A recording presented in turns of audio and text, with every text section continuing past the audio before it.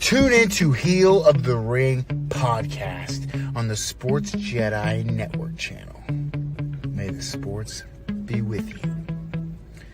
Because I am the hero the Sports Jedi deserves, but not the one it needs right now. Long live Lexus King. What's up, everybody? Welcome to the Heel of the Ring podcast here on the Sports Jedi Network. We have a really special guest. I can't wait to bring her in to have this conversation. Third generation wrestler. So, wow, this is right there alone. I mean, so much great insights. But first, I want to say hello to my partner in our series here. Chris, what's going on? What's up, brother? Nothing much. We had a crazy Monday Night Raw last night, which we'll get to in later. But we had good show, and now we're gonna talk to a great guest, who I'm very excited to speak to. So let's go. Yes, indeed. We continue our series showcasing the Latinas, Latinos, Boricuas in professional wrestling from the island of Puerto Rico. The T.O.P. Nathalya Pérez. What's going on? Bienvenido al programa. ¿Cómo estás? Thank you. All good. Thank you for having me here, guys. Loud and clear. Beautiful. Oh, appreciate you coming out. I like to ask this question right away. We want to get to know you. ¿Cómo tú te enamoraste con este arte, this beautiful art form that's called Lucha Libre Professional Wrestling? How did you fall in love and say, yo quiero ser eso? Well, I've been part of the business since forever. My grandfather, he was a professional wrestler. My dad is still a professional wrestler. And I've always been in that world behind the scenes, being with different wrestlers from different parts of the world, from Puerto Rico. And yeah, it's always been there in my life. But the time that I decided that, damn, I really want to try this was during the pandemic. We didn't have anything to do. And one of the little bits of entertainment that we had was watching wrestling. And literally, like, every day we had at least like one show to watch. And me and my dad, we would sit down with good food, good drinks, and we would watch the show and just enjoy it. And I remember there was one particular match. It was Rhea Ripley versus Charlotte Flair. And I remember watching that match and I was like so amazed with them. Like, I already knew about them, obviously, but I don't know why. I think that was the moment that clicked for me. And then, like, that match was finished and I told my dad, like, Dad, I think I want to try this out. I would like to try it out. And he was like, are you sure? And I'm like, yes. And he was like, are you sure? And I was like, yeah, let's try it out. And he was like really open to it. And he was, okay, we're going to start like going to the gym first so you can have that good cardio, good strength.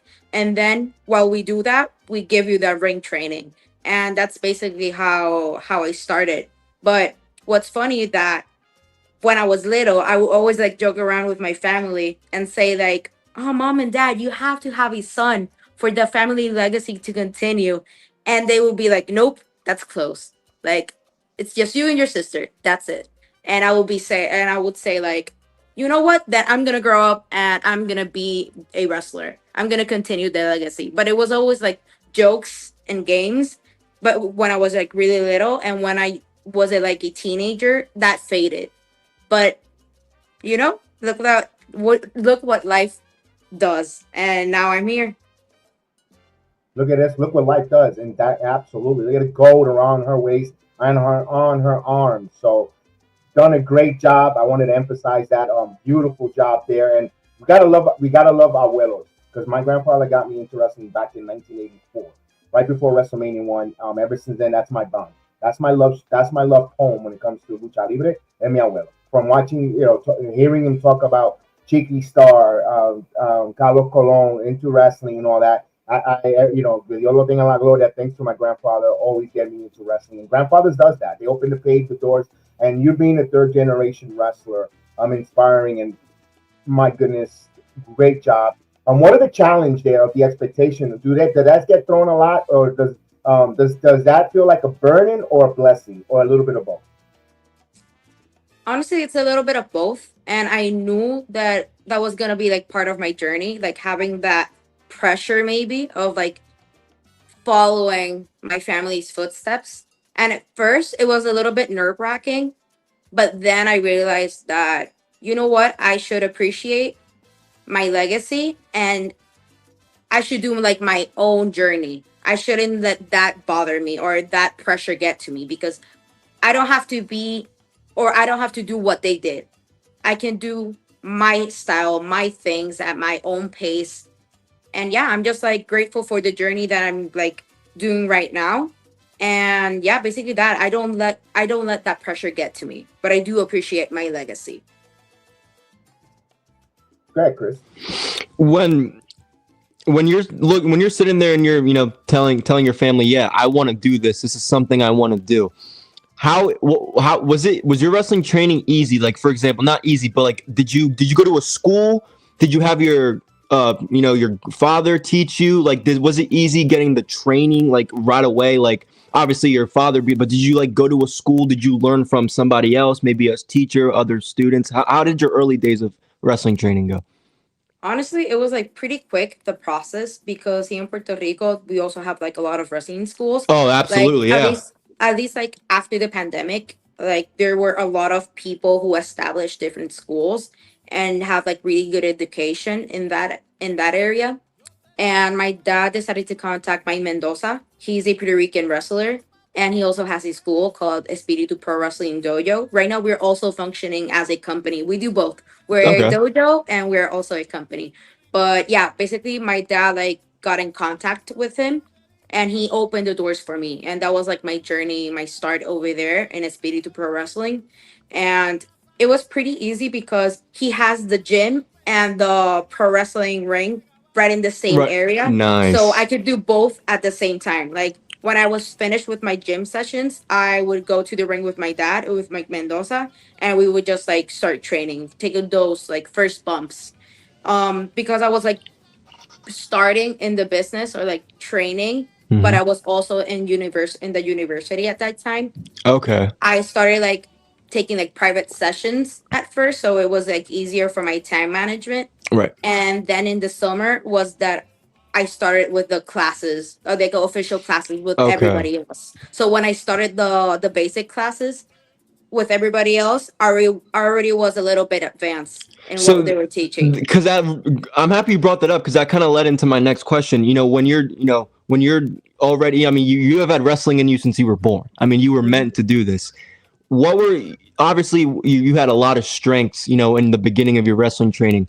What were some of your strengths in the beginning, and did you still have any weaknesses going into the training? Obviously, like you said, you were still new, first time going into class, being around a bunch of people. What were some of your strengths and your weaknesses around that time? Because again,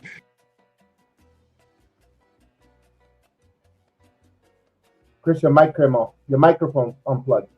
His microphone unplugged there. Hopefully he gets his mic back in a moment. Yeah, don't worry. all right, we're good. My bad. No, yeah, my bad. That's on me. That's on me. Happens once in a while. That's on me. But yeah. So like your strengths and weaknesses. So like obviously you're advanced because you're a third generation wrestler. But obviously, was it the technical part that you were really good at? Was it the bumps that were really easy to take? Because I'm assuming in a dojo you're probably training like martial arts as well. So what were some of the strengths and weaknesses in the beginning?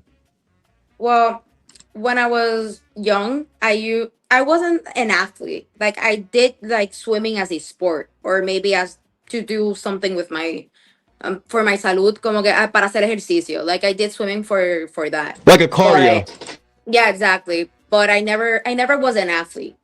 But when I started wrestling, like training for wrestling, I thought I was like bad. I thought it was gonna take at least like a year or a little bit more for me to be like really good or maybe agile in that sense. But I remember like my first 2 days taking bumps,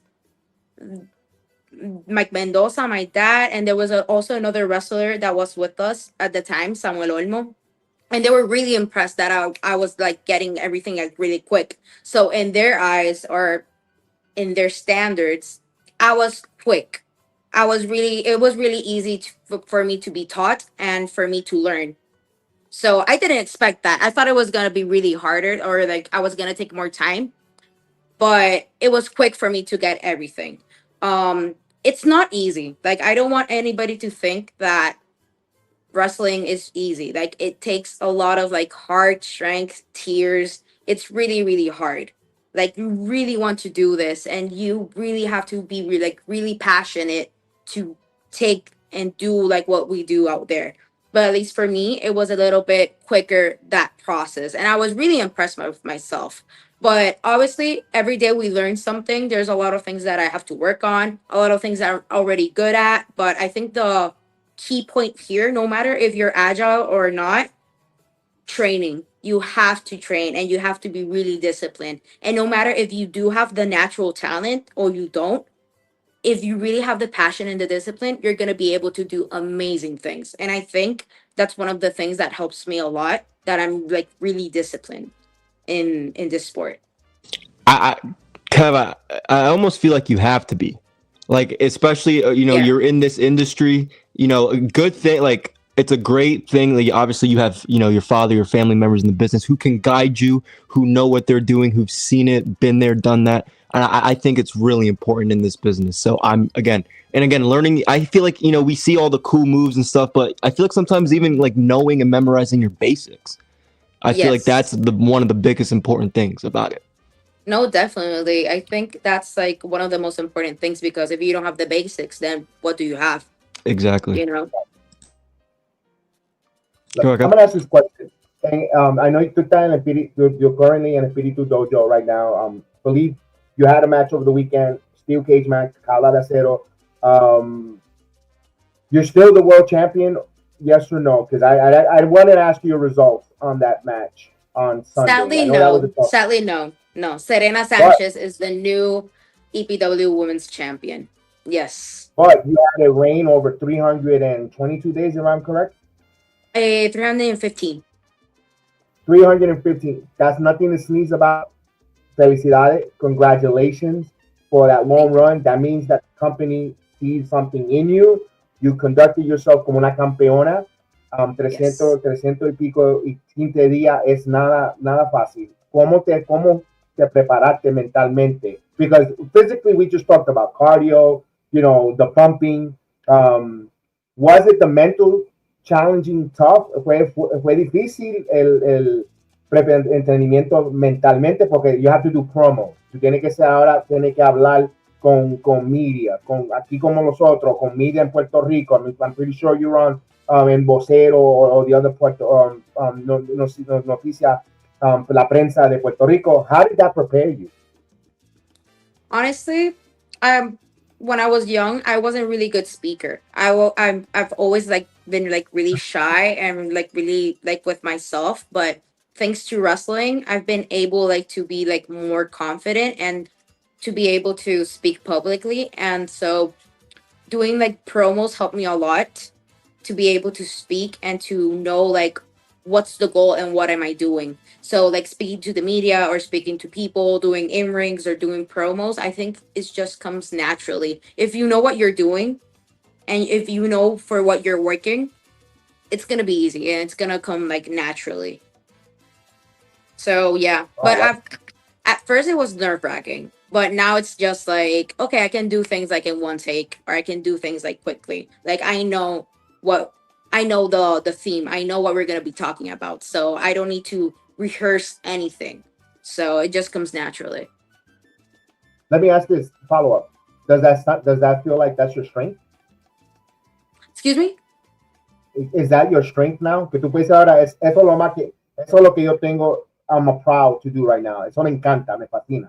Is that something, or is it still in grinding in the ring? No, I think I'm really good at that. I already have it like down. I already have it down, so we're good in that sense. That's a confianza. I love it on that. With there. Let me ask this question now. You're no longer the champion right now in Espiritu Dojo. Do you see yourself on the horizon taking bookings and expanding outside? Like and I'm gonna bring that because you have your fellow Espiritu Dojo mate in Nadia Robles, where we had her on here as well. See how she's expanding all over the United States, capturing different goals.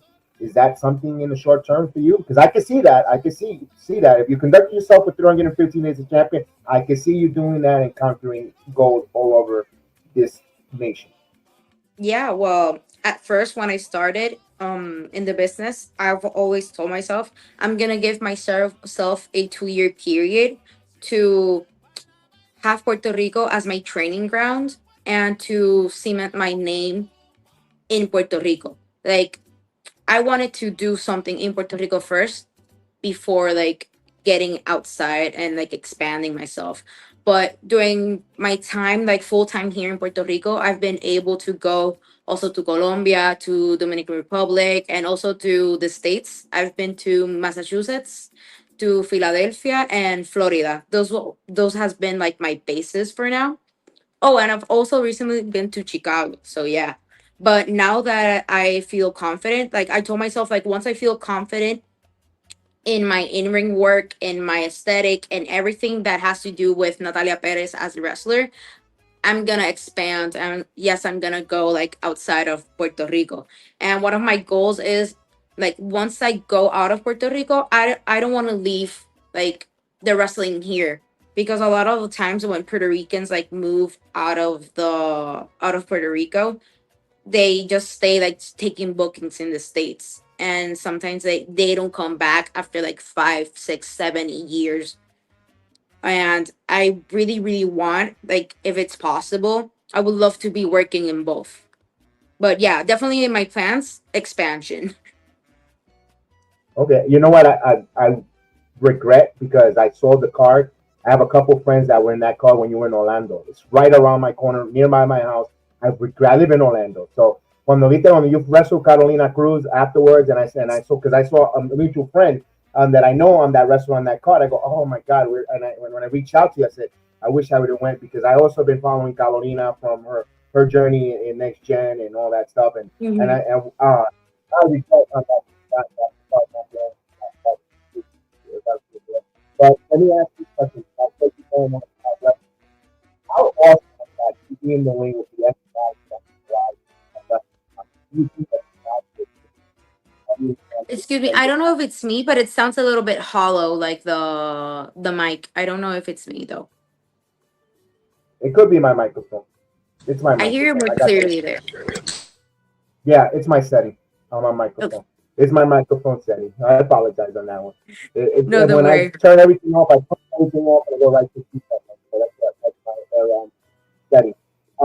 No, my thing is how great was it to be in the ring with Jennifer the FBI, teaming up with Fabio Vega in that six tag in Wrestle. Yes. I was there. I was in WrestleCon in the Super Show of the 2024 when in Yeah, Philadelphia. And let me tell you, that was an amazing experience. I never thought that that would be in my plans so early in my career. I was when that match happened, it was like 2 years. Yeah, I was wrestling like for 2 years. And having that type of match so quickly in my career, it was nerve wracking for sure, because I was sharing the ring with legends like Los Boricuas, with my dad, with Sabio yeah, Vega, and not only with them, like on our side, there was also Jose Estrada and Huracan Castillo. Like I was with the four Boricuas. They're still alive and they can do so many things. And having that opportunity to have that moment with like my family, it was amazing. And plus having FBI and Deon Apurazo, mind blowing. Honestly, it was amazing. And once that match and once like the adrenaline of that show went away, that gave me so much confidence. Like, oh my God, like I can really do this, because in that time I've only been like wrestling maybe like indie stars, if you can say, or like Puerto Ricans only. And having that opportunity to wrestle top stars like AEW, ECW, you name it, like top stars, and being able to follow that pace and being able to be in that ring and doing an amazing job, that was such a confidence booster for me. And like, it was a confirmation for me to say, like, you have this, like, you got it to make it to the big leagues. And after that, that's when you became champion, right? That's when the beginning of your reign of the 315 days. So Yeah, it was in July 28th. So that unlocked something in you. Esa experiencia te abrió algo en tu talento, and just, wow, that's great. Just those opportunities, that's what they say in the wrestling business. Cuando hay una oportunidad, when you get an opportunity to get in the ring, no matter what, against anyone, make the best of it, because you don't know what it's going to unlock and what it's going to lead to. So I'm glad you capitalized on that. It was great to see that, and great to see that those experiences open it. And any inspiring wrestling or wrestlers out there that see that, listen to that. That's why we want to do these showcase on these shows. Hear your story and everyone else's story, because your advice and your experience might be something similar or something parallel to someone out there inspiring, and go, you know what? Oh, I see that. I could take a little bit of that and put it towards my career. And you don't know how much you're probably helping someone listening to that right now. I appreciate that. Chris, give your question right now. I'll tap out. No, you're good. I always ask this question kind of towards the end, but we're on the subject of it right now, and I think this is the appropriate time. So, we're all Puerto Rican in here. Yo soy Puerto Rican, yo también, right? Me and Kev really try our hardest to represent in the podcasting space, in the media, wrestling media. We try our hardest. We do the best we can. And I talk to a lot of the wrestlers, especially the independent wrestlers, because to me, you guys represent Puerto Rico better than the mainstream guys. I've said this every single interview, and I'm going to continue to say it. You guys represent better than WWE, than AEW, than all these bigger promotions, because you guys can be yourselves. You guys can authentically show where you're from. My question is, and I ask this to everybody, when you said you're kind of new coming to the States, you wanted to build your name up in Puerto Rico.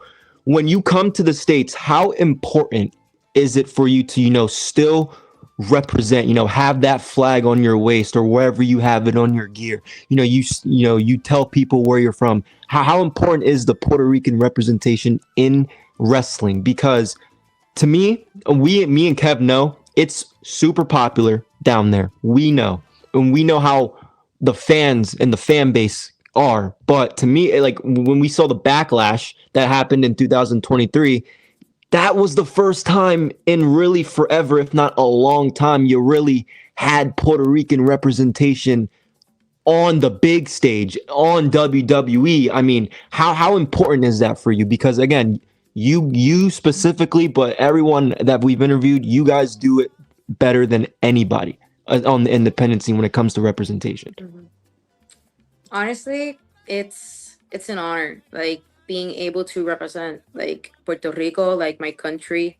It's amazing. Like, if you guys, like, know the history of Puerto Rico, there was once a time where we couldn't, like, raise our flag. We couldn't speak Spanish. We couldn't be Puerto Ricans. They wanted to erase that. They wanted us to be American, or what American is supposed to be, United States or whatever.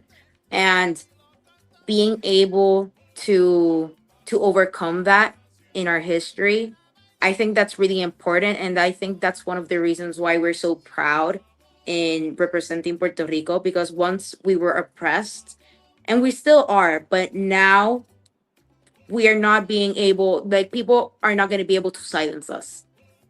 And being able to be a Puerto Rican representation in wrestling for women, I think it's an honor, and it's huge.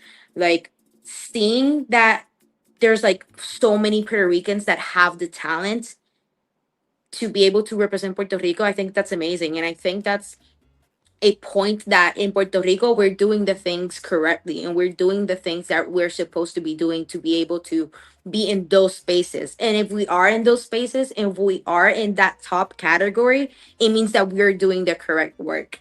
And being able to be part of that, it's an honor. It's amazing.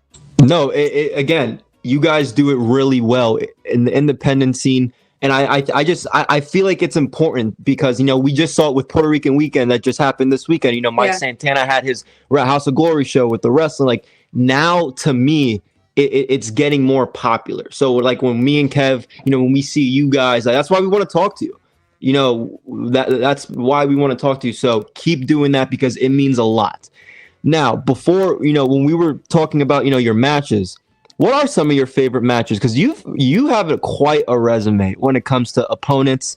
Again, you had a really, really good match this past weekend in that steel cage. What's kind of your favorite match or favorite matches? Is it, just a good technical match? Is it a stipulation like the steel cage, or is it a tag team? What are kind of some of your favorite matches, that you've had or like to have? Favorite matches. I I know don't have you a have a lot. I know favorite. you have a lot. I'm sorry I put you on the spot. No, don't worry. Like I don't want to say that I have like a favorite match per se, because I think from every match that I've had, I think I can learn something, whether it's good or bad. Mm, I love the one-on-ones. I love the Iron Woman. I had an Iron Woman. I had the first ever Iron Oh, Woman match in Puerto Rico. And I think that was nice. such a cool, like, I love that type of match. Like, at first I was like kind of nervous because, like, damn, it's gonna be the first time I'm gonna be in the ring like for 30 minutes or a little bit more. And being able to surpass that, like that step, it was like, okay, I can do this, and this is fun because I can do more. So I really love that type of match. And the last match that I had, it was the Jaula de la Muerte, the Cage of Death. How would you like to call it? And I never have done that type of match with objects. It was the first time that I did that, and I liked it. So I think those type of Ooh, matches I've also, yeah. So let's see if we see a little bit more of me in that type of setting. But I would I like it. say with people, I love my matches with Carolina Cruz. Like, I've had my beef with her, but So that's your I rival? Would you say that's your best rival? one of the best, because Okay. I've also like with Hema, like, okay, Hema, Serena Yeah, yeah. Sanchez, Carolina Cruz. Those three specifically, I've had my beef. Like, really like tough beef, but I can recognize when people have talent, so I'm gonna give that to them.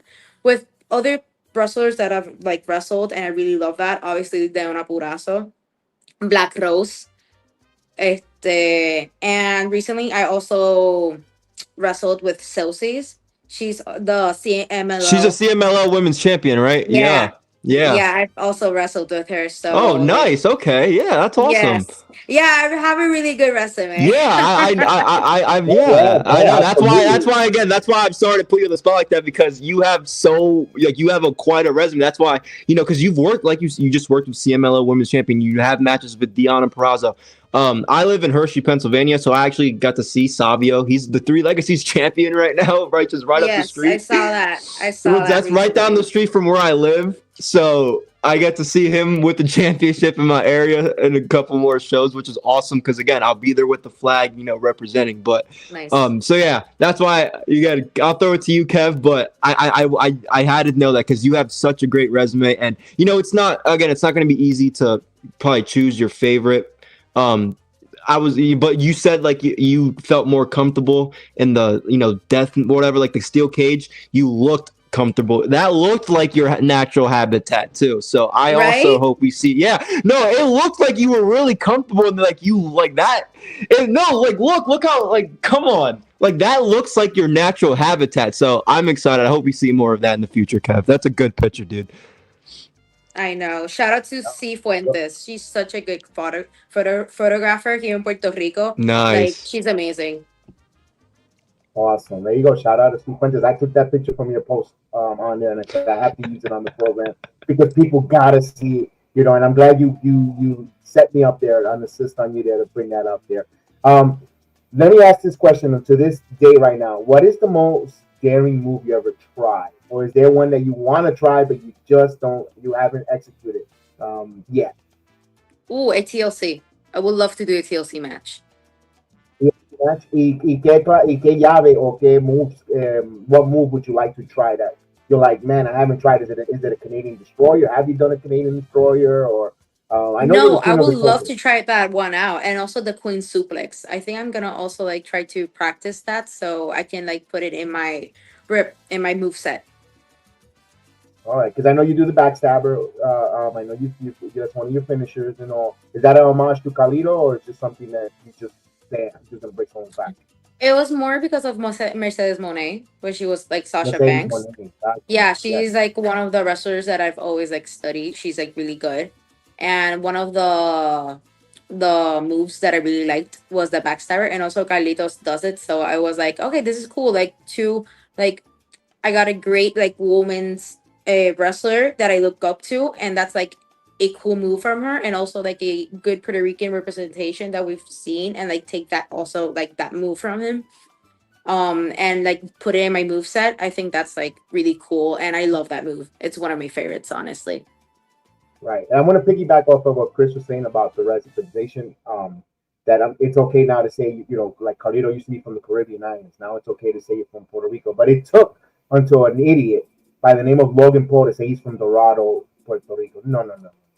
No, no, no. He's not nowhere near from there. He's from Cleveland. Keep it over there. I'm glad that now we're getting the representation where we're saying where they're from, and all that. I can't wait. I love when Bunny from Vega Baja, Puerto Rico. I love it. I Yeah. love to hear. Love to hear this,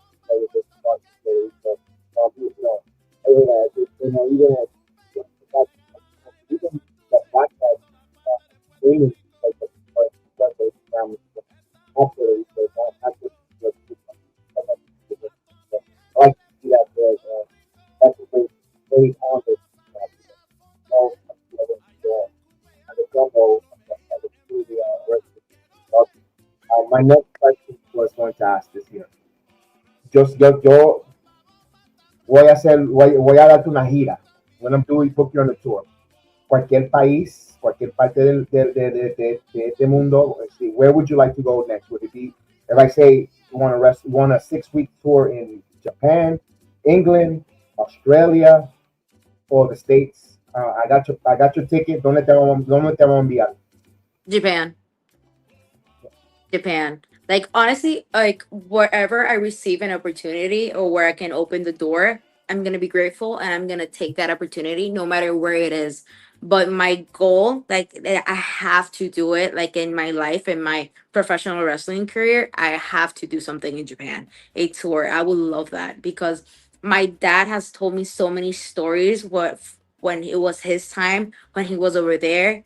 And I love Japanese culture also. Like he also instilled that in us when he was like over there. And I just want to have that experience and also like having a such a great love and respect for Japanese wrestling. I would love to have that opportunity to be part of that. Love it, Chris. You know, I you mentioned a couple cities in the States that you've wrestled to. It's kind of a two-parter. One, what was your favorite city? And the reason why I'm asking is because what was kind of the difference that you saw with the crowds in the different cities, maybe compared to Puerto Rico? Was it really a like a shock, like not a culture shock, but was it like, did you see like a difference between like the audience, and was it maybe a little harder to get the crowd engaged? How did your experiences in those dates, like you said, Philadelphia, Chicago, Florida, Mhm. how was the experience in the States for you? Well, obviously, like the feeling of the fans, it's always gonna be the same in the sense that there's a story and they're always gonna be rooting for somebody. There's right, but the Puerto Rican and the United States audience is so different. In Puerto Rico, is like they're really hard. They're really really harsh. Also, like if you did shit, they're gonna tell you that you did shit. But if you did something like good, they're gonna say that was so freaking good. And like there's a lot of like passion, a lot of passion. But in the States, they're much more supportive. Like no matter like what you do, like if let's say if you made a mistake or you didn't hit the right move, they will be like, okay, don't worry, you're gonna get it the next time. And when you do get it, that pop, it goes off. Like it's amazing that pop. So I really like the both fans. I love the both parties. In Florida, I think it's a little bit more similar to Puerto Rico because there's a lot of more Puerto There's a Ricans lot of over more there. yeah. My Yeah, brother lives but down there, and we really especially in feel, Orlando. yeah, especially in yeah, Orlando. Yeah. but I think they're a little bit more open that Puerto Ricans that are in the island. Like it's a little bit similar, but they're like more a little bit like the US because they're appreciative of like, oh man, I haven't been in the island for so long. I haven't seen you for so long. So I'm gonna be rooting for you no matter what. But yeah, like the passion is always gonna be there for both. But there's like key differences to both also. But I really love both. Like I love experiencing new places and new people and being able to make people feel something no matter which is where it is. It's amazing. It's really cool. Well, that's awesome because a follow up on that too, right? You like I said, you've been a lot of good places like around the states, and you've done a couple like wrestle cons, like when it comes to like meeting fans, whether it's catching up with some wrestlers maybe that you've trained with, some old friends, some of your dad's friends, Theos, etc. Do you like the when it comes to like the like you're doing right now, which again we appreciate your time, joining us on a podcast. When it comes to like that type of thing, how do you enjoy it? You're not like, do you enjoy like going out and like meeting the fans and like talking to like a bunch of people that like wrestling? Because I know a lot of independent wrestlers, like you do like the signings and like you make money with your merch and stuff, but like there's a lot of them too that like maybe might not feel comfortable with like the meet and greet, because again WrestleCon's a big deal.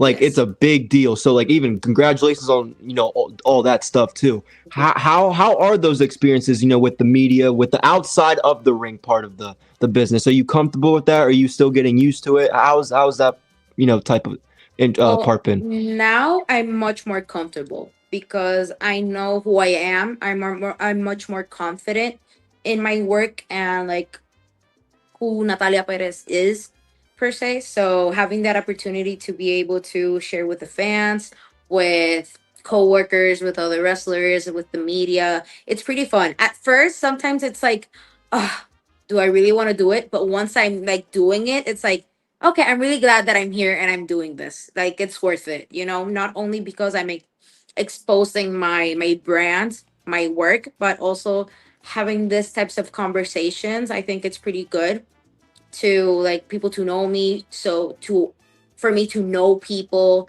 and just have like really cool experiences. I think I really like this part of the business also. That's awesome. Again, we appreciate your time, even coming on our show. I think this is a great conversation so far.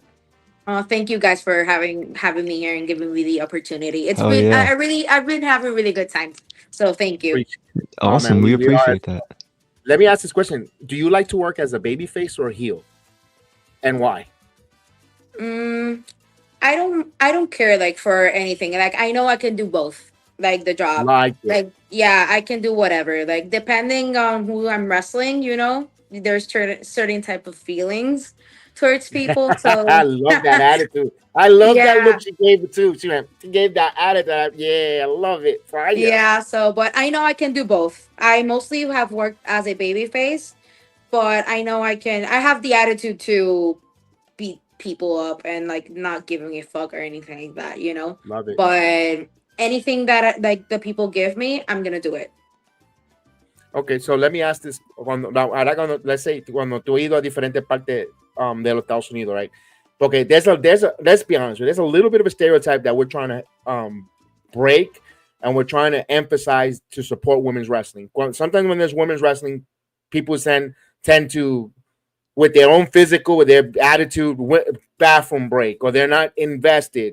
When you notice that, how do you bring that around? If you're working as a heel, how do you bring that around?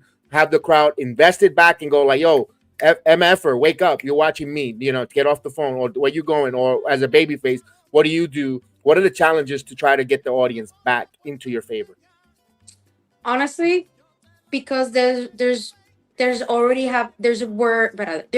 was that stigma of like women's wrestling, there's like popcorn time, like I'm gonna go to the bathroom Which or is I'm not gonna pay nonsense. attention. Yeah, exactly. But having that already in mind, I already know what I'm supposed to do when I go out there.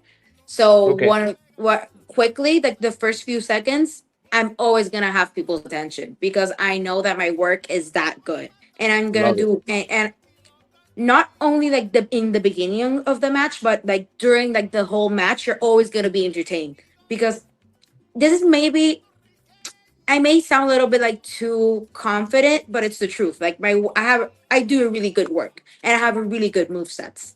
And I know like no matter with who's my opponent, I'm gonna be able to grab people's attention and I'm gonna be able to make my opponents also look great.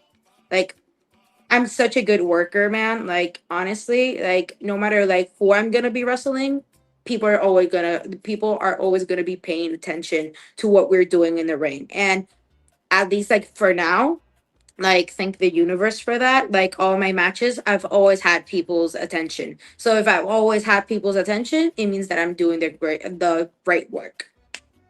And also a ring partner, because if you guys are telling a story in that ring, Awesome, and yeah. captivating, that says a lot. And that's what you want in professional wrestling. The art of professional wrestling, it doesn't matter how many acai moonsaults, 450 hammer splash you do. It's telling the story, either good versus evil, and telling us the struggle and the comeback of a babyface heel, which I think you Exactly. guys have it packed down. And kudos if that's a light bulb that went on in your career currently right now, in a young career. This is going to be a phenomenal journey for us as fans sitting here on a podcast and watching and following your career from here on out, and for the next 35 years. We're going to now be cheering you on as a cheerleader from the sideline, like everyone that's come on our program. We have that honor now to see that. We heard it, and now we're going to be able to see it even more and magnifying it. And right now, I am excited to have met you, excited to have this conversation, like everyone that comes on our program, because now it gives us more to cheer, more to be orgulloso about, and I appreciate that. Keep up the strong work, keep up the great striving forward. My next question is: have you had, or are you interested in a WWE tryout for the NIL or for the WID program? Oh, of course. I think that's the goal, like to be able to be in that space.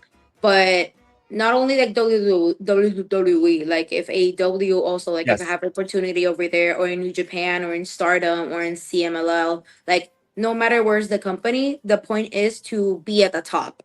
And I'm working for that. I'm working to be in those spaces in yeah, in that area because that's if you want to live out of this, you have to be like in those spaces, you know, or like independent maybe, but you really have to put in the work, you know. And at least my goals is to be at the top, and WWE is like one of those goals. Awesome, Chris. Go for your question. Yeah, we talked about earlier, you were champion for over 300 days, which is a long time, and you should feel very proud of yourself because when you're champion that long, that means, whoever's champion you are, that means that company, that booker trusts you to be the face of, whatever it is going on. How important is it, do you feel, or do you feel any like the extra added pressure, being champion for that long? Because you want to represent, your school, your promotion really well. You want to represent your people, your promoter. What's kind of the, how do you take that approach of being a champion, especially over 300 days? Honestly, that was my first time being champion. Oh, okay. And Oh, wow. First time yeah, title reign over 300 days. yeah, That's awesome. Wow. yeah, that was Wow. my first one. That's And awesome. Wow. honestly, I've already know how to deal with pressure. Already with my name being part of the Perez legacy, that's part of, that's a pressure. And having that as a champion, it was like, okay, I've dealt with this before. This is a new type of pressure, but I've dealt with pressure before, so this is going to be easy for me. And honestly, it came so natural, and because I'm so disciplined and I'm so passionate about this, it didn't feel like I had to do extra work because I already put in the work. I already do what I have to do to be able to be a great performer, a great wrestler. And just like being the champion, it was like the confirmation of what you're doing, the road that you're heading in. You're heading right through the right road and you're doing the correct job and you're doing amazing. So keep up with that, you know? So basically that's my mentality with that. I love that. And, what are some of your future goals coming forward? I know, is it to book more matches? Is it to get another title run? More gold around your waist? What are some of your future goals, coming up, for the rest of 2025? Or, in the More next, not even bookings. long term, like in the next month or in the next couple months, like what are some of your goals going forward? More bookings outside of Puerto Rico, like expanding myself, Okay, being able nice. to expand Nathalya Pérez. I think I had a pretty good run here in Puerto Rico. I'm still gonna be wrestling here, but I want to get a little bit more outside. I want to step into other spaces, and for me to able to do that, I have to, work outside of Puerto Rico also. So I think that's gonna be part of my journey now, having more bookings outside of Puerto Rico. What I love that. What do you have coming up for us to promote? Matches? What's coming up for us? Because we like to help and promote and have people. If you're in the Puerto Rico area, if you're where you're wrestling, where's your bookings? What's your upcoming one? So we could make sure that we get the word of mouth out. Well, right now, because I got this loss, this heavy loss. Right now I'm gonna be taking a pause, a break, because I'm gonna be having a revamp of what Nathalya Pérez is. Okay. You guys are gonna be seeing a new side of me, a new, yeah, a new side of me, a little bit more confident. I think people are gonna be able to relate a lot more to me, because right now I'm just Nathalya Pérez. I'm a third generation wrestler, and I think that's my thing, being a good wrestler. But apart from that, I have something else to offer, and when you guys find that out, I think that's where I'm gonna be making more clicks and more connections with people. So I think mostly you guys have to stay tuned to what the next chapter of Nathalya Perez of the TOP. And that's a little hint, actually. The TOP, the top, it has a meaning. And ya mismo, you guys are gonna be able to see what the TOP really means. So Let's stay tuned to go. that. I can't wait. Let's go. TOP. My final question. I always do this. I'm going to be a booker. I got the pencil I'm going to book you this WrestleMania. I always ask this question. I love this one. Fantasy booking, indulge me. It's 2-night event. Doesn't matter if you want to wrestle both nights. I book you. Let's go. Quisiera tú get in the ring with someone from the past and someone current. It doesn't matter what promotion. They could be outside of WWE. It doesn't matter. Who would you love to share the ring night 1 and night 2? Someone from the past and someone current. Okay, 2 nights. I would say, oh my God, it's so hard because there's so many good wrestlers, man. But I would say, okay, Gail Kim. Gail Kim. Nice. I love her. I love her. She's one of my inspirations. She's so amazing, and she was such a trendsetter for her time. Like, her style of wrestling is like really lucha inspired, and I love her. And obviously, she being a Asian representation, specifically Korean, I think she was a trailblazer, and I would love like that fantasy booking.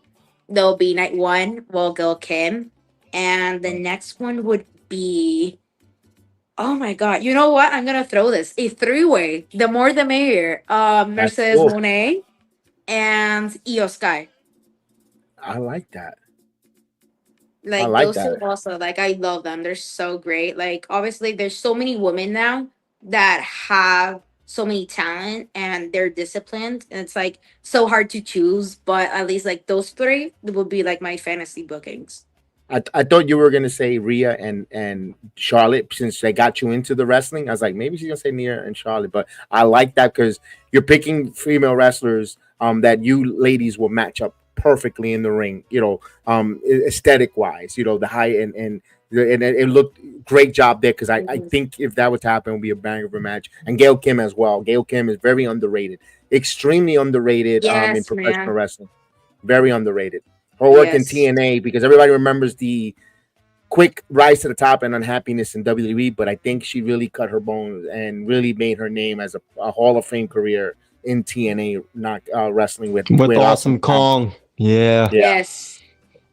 Yeah, that's I got one more. Kevin, one more. Yeah, one I more, got sure. one more. This is my Zumba. final one. So I actually have a friend watching me right now. He's a good friend, lives in Pennsylvania, and we got 1.3 thousand people in this chat, and I know there's probably a couple other ones that watch our videos. What advice would you give to any up and coming, inspiring pro wrestlers that are maybe green? They're just beginning, maybe 2, 3, 4 months of training, and they really want to keep going. They might have some hiccups during training, but they want to get kind of overcome it and really trying to make something out of it. What would your advice be? If you really, really want to do this, if you're really, really passionate, and if you want to live out of wrestling, you have to be really disciplined. Because it doesn't matter if you have talent or you don't. Like, if you have discipline, you're going to be able to accomplish so many things. So don't give up. Like, train, never stop training. That's one of the key points of being successful. Get yourself out there. Don't be afraid to get yourself out there, to get yourself known. Speak up, be loud, know yourself. Don't get under the pressure of anybody. Follow your road, follow your heart. You don't have to go in any type of this is not a race. Go on your own pace. Go and do like the time that you need. And this is a really, really important advice that I had back in Backlash when they did it here in Puerto Rico.